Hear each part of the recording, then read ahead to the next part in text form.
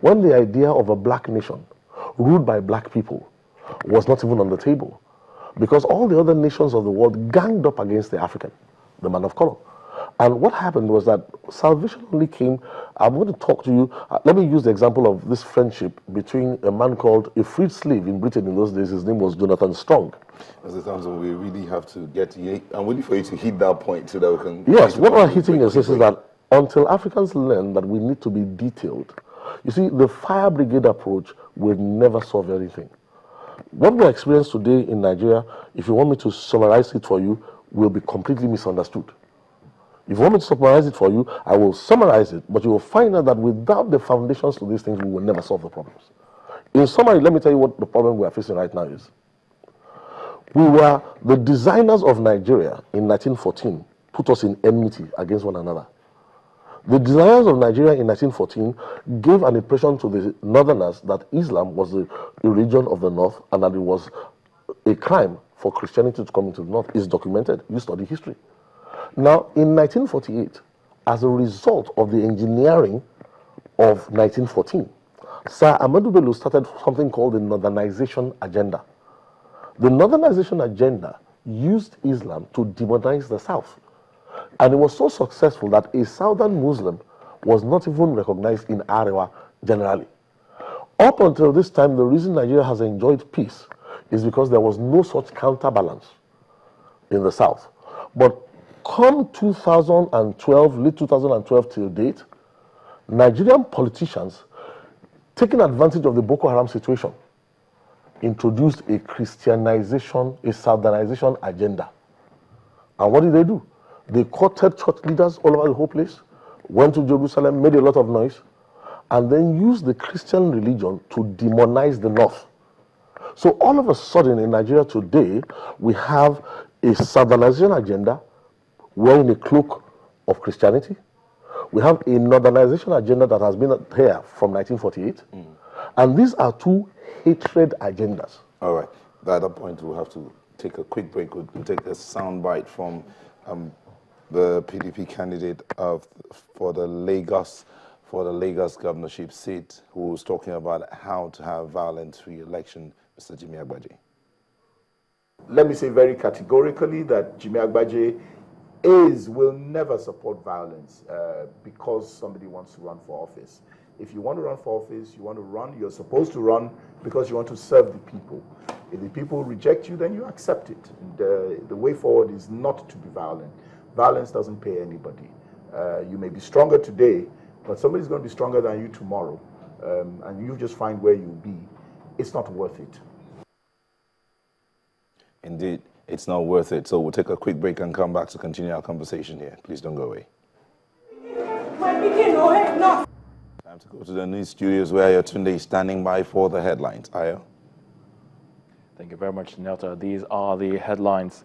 Now, next month's general elections in Nigeria has continued to generate concerns across the world, with different organizations seeking to know how prepared the country is in handling the exercise.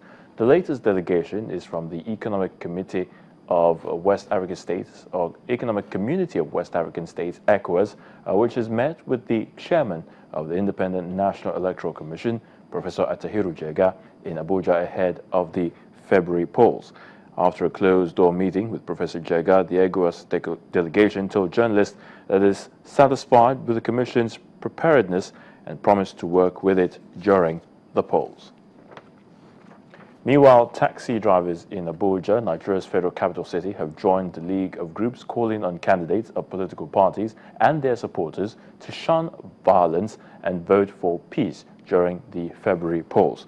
Now, the drivers gathered in their dozens at the Unity Fountain for what they called a drive for peace. They also say the Goodluck Jonathan administration has impacted positively on them and are poised to mobilize support for that government.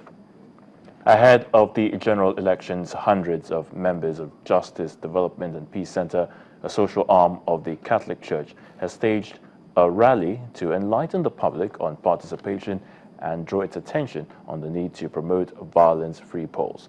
Now, the over 3 hours walk began from Maryland roundabout and culminated at St. Leo's Catholic Church in Ikeja, southwest Lagos, southwest of the country.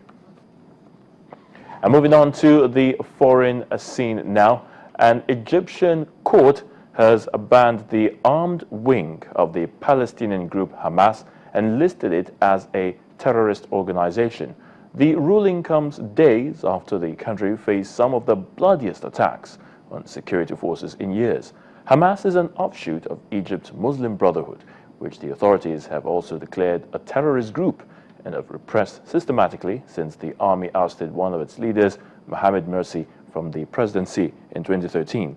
The case was based on allegations that the Qassam Brigade staged terrorist attacks to support the Brotherhood and carried out a bombing and shooting operation which killed 33 security personnel in the Sinai Peninsula in October of 2014. Egyptian officials say weapons are smuggled from the Hamas-ruled Gaza Strip into Egypt, where they end up with militant groups fighting to topple the Western-backed Cairo government.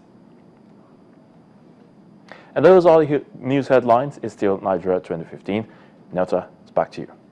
Thank you, Ayo, and back here. Remember, I told you you can be a part of the conversations using our Twitter handles. You can tweet at Channels TV or at Nelta Egbe. And if you have any mails, any questions or comments, you can send via mail to Nigeria2015 at channelstv.com. Don't forget to use the hashtag if you're tweeting Nigeria 2015, if you're tweeting. And we do have some tweets here.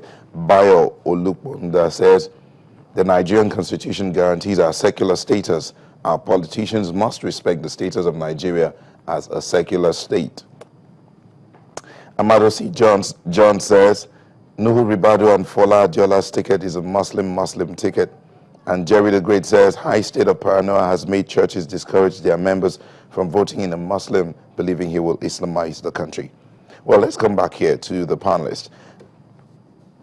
Imam Ahmed, the mutual demonization that Pastor Ladi talked